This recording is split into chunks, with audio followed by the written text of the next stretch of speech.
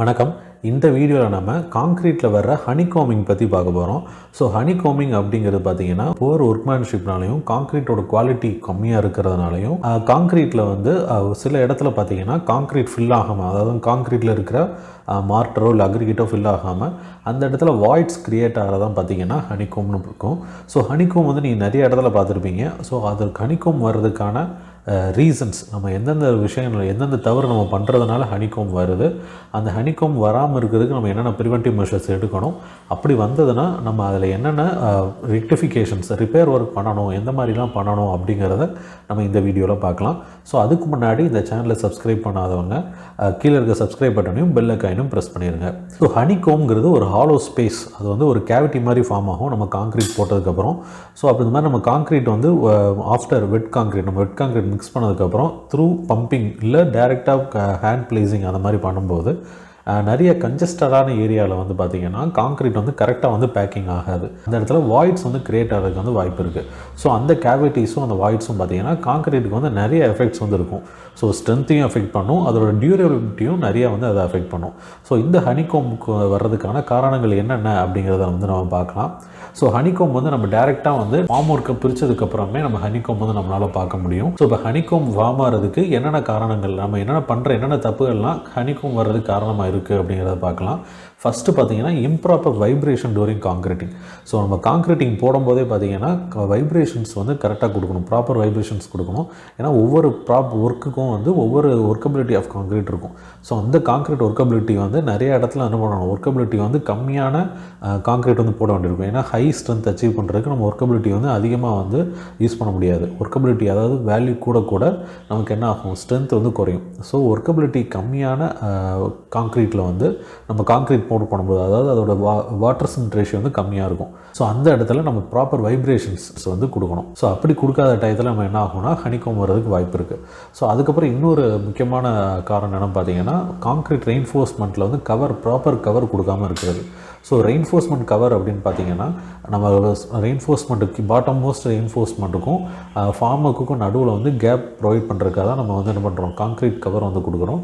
So அந்த concrete cover நம்ம என்ன பண்ணணும், ப்ராப்பரான இதை கொடுக்கணும். ஸோ நிறைய பேர் பார்த்தீங்கன்னா ரெயின்ஃபோர்ஸ்மெண்ட்டை கம்பி கட்டினதுக்கப்புறம் அது மாதிரி நடக்கிறதுனாலையும் அதில் வர்ற ஒர்க்கிங் லோடு, நம்ம வந்து காங்க்ரீட்டிங்கை பண்ணுறதுக்கு முன்னாடி நம்ம கம்பி கட்டும்போது நடக்கிற ஆளுங்க நடக்கும்போதோ இல்லை மெட்டீரியல் ஷிஃப்ட் பண்ணும்போது நடக்கிறதுனால ஃபார்ம் ஒர்க்ஸ் வந்து பார்த்திங்கன்னா அந்த கவர் வந்து விளைக்கிறோம். ஸோ அப்படி விலகிறதுனால நமக்கு என்ன ஆகும் அப்படின்னா பார் வந்து டேரெக்டாக ஃபார்ம் ஒர்க் வந்து டச் ஆகிட்டு இருக்கும். ஸோ அப்படி இருக்கும்போது அக்ரிகேட் வந்து அதுக்குள்ளே போகிறதுக்கு வந்து சான்சஸ் வந்து கம்மியாக இருக்கும். அந்த இடத்துல கேவிட்டிஸ் வர்றதுக்கு வாய்ப்பு இருக்குது. ஸோ அதே மாதிரி ஒர்க்கபிலிட்டி அதிகமான காங்க்ரீட் யூஸ் பண்ணுறதும் இதுக்கு ஒரு காரணமாக இருக்குது. ஸோ அதே மாதிரி கன்ஜஸ்டடான ஏரியா, பீம் காலம் ஜங்ஷன், ஒரு காலம் பீம் ஜங்ஷனாக இருக்கிற பார்த்தீங்கன்னா ரெயின்ஃபோர்ஸ்மெண்ட் வந்து ரொம்ப கன்ஜஸ்டடாக இருக்கும். ஹை டென்ஸ் ரெயின்ஃபோர்ஸ்மெண்ட் இருக்கிற ஏரியாவில் கரெக்டாக வந்து உள்ளே வந்து காங்க்ரீட் வந்து கரெக்டாக பிளேஸ் ஆகுங்கிற நம்ம என்ஷூர் பண்ணணும். ஸோ அந்த ரெயின்ஃபோர்ஸ்மெண்ட் அண்ட் பீம் அதுக்குள்ளே ஒன்றுக்கு ஒன்று டச் ஆகிட்டு இருக்குன்னா என்ன ஆகும்னா காங்க்ரீட் வந்து கரெக்டாக அதுக்குள்ளே பாஸ் ஆகி போகாது. ஸோ அந்த இடத்துல வந்து நம்ம பண்ணணும், காங்க்ரீட்டிங் பண்ணும்போது நமக்கு வந்து ஸ்பெஷல் அட்டென்ஷன் இருக்கணும், கரெக்டான வைப்ரேஷன்ஸ் வந்து நம்ம ப்ரொவைட் பண்ணணும். சைஸ் வந்து முக்கியமான காரணமாக இருக்குது. So the more percentage of bigger size aggregate வந்து prevents concrete to fill narrow space. So அந்த நேரோ பீம் வந்து பார்த்தீங்கன்னா ஒரு இடத்துல நேரோ பீமாக இருக்கும். அந்த இடத்துல பார்த்தீங்கன்னா ரெயின்ஃபோர்ஸ்மெண்ட் கவரும் 2 பாருக்குள்ள ஸ்பேஸ் வந்து கம்மியாக இருக்கும். ஸோ அதே மாதிரி அந்த இடத்துல நம்ம என்ன பண்ணக்கூடாது, ஹனிகாம் வராமல் அவாய்ட் பண்ணுறதுக்கு கரெக்டான வைப்ரேஷன்ஸ், அதே மாதிரி அக்ரிகேட் சைஸை வந்து நம்ம குறைச்சிக்கணும். ஸோ இதெல்லாம் ஹனிகாம் வர்றதுக்கான காரணங்கள். ஸோ அந்த மாதிரி இப்போ ஹனிகாம் வந்துருச்சு அப்படின்ற ஸ்ட்ரென்த் எஃபெக்ட் பண்ணும். ஸோ கண்டிப்பாக பார்த்தீங்கன்னா லோட் டிஸ்ட்ரிபியூஷன் வந்து கண்டிப்பாக எஃபெக்ட் ஆகும். ஸோ அந்த ஸ்ட்ரக்சரோட யூனிஃபார்மிட்டி வந்து டிஸ்டர்ப் ஆகும். ஸோ அதே மாதிரி இந்த மாதிரி கேவிட்டிஸ் வாய்ட்ஸ் இருக்கிற இடத்துல பார்த்தீங்கன்னா தண்ணியோ மாய்ச்சர் கண்டென்ட் வந்து உள்ளே போகிறதுனால உள்ளே இருக்கிற ரெயின்ஃபோர்ஸ்மெண்ட் பார் வந்து என்ன ஆகும், கரோடாக ஆரம்பிக்கும். ஸோ இதான் பார்த்தீங்கன்னா ஹனிகாம்ஸ் வந்து வர்றதுனால உள்ள எஃபெக்ட்ஸ். அந்த ஃபுல்லாக வந்து ஸ்ட்ரென்த் பேராமீட்டர்லையும் சரி டியூரபிலிட்டி பேராமீட்டர்லையும் நம்ம வந்து ஸ்ட்ரக்சர் வந்து டெஃபெக்ட் ஆகும். அடுத்து வந்து ஹனிகாம் வராமல் இருக்கிறதுக்கு நம்ம என்னென்ன ப்ரிவென்டிவ் மெஷர்ஸ் பண்ணணும் அப்படிங்கிறத பார்க்கலாம். ஸோ காங்க்ரீட் போரிங் வந்து ரொம்ப முக்கியம்.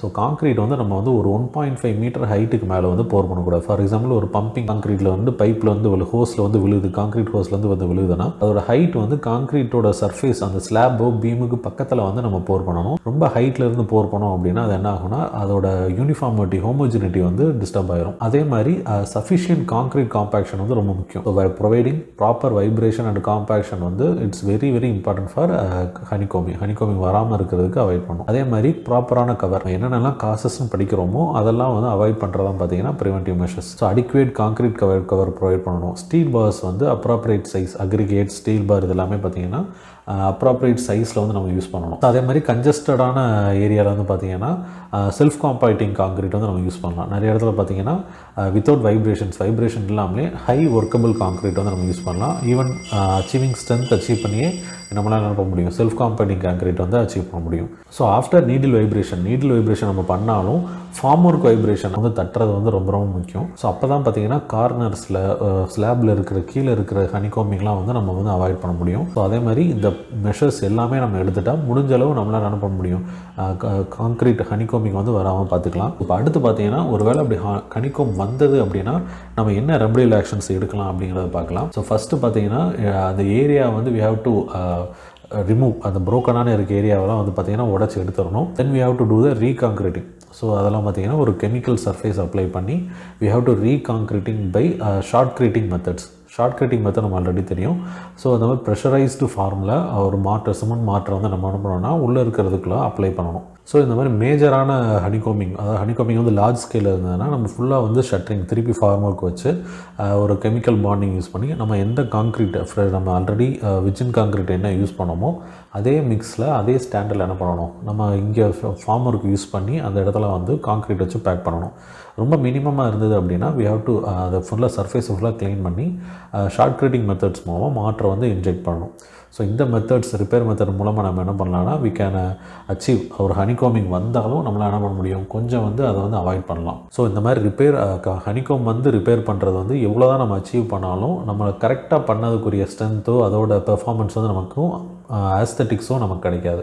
ஸோ அதனால தான் பார்த்தீங்கன்னா ஹனிகாம் வராமல் நம்ம ப்ரிவென்ட் பண்ணுறதுக்கு என்னென்ன மெஷர்ஸ் எடுக்கணுமோ கரெக்டான ஒர்க்மேன்ஷிப்போடு பண்ணோம்னா கண்டிப்பாக வந்து நம்ம ஹனிகாம் அவாய்ட் பண்ணிடலாம். ஸோ இன்னும் இந்த மாதிரி நிறைய சிவில் இன்ஜினியரிங் வீடியோஸ் உங்களுக்கு யூஸ்ஃபுல்லான வீடியோஸ்லாம் வர இருக்குது.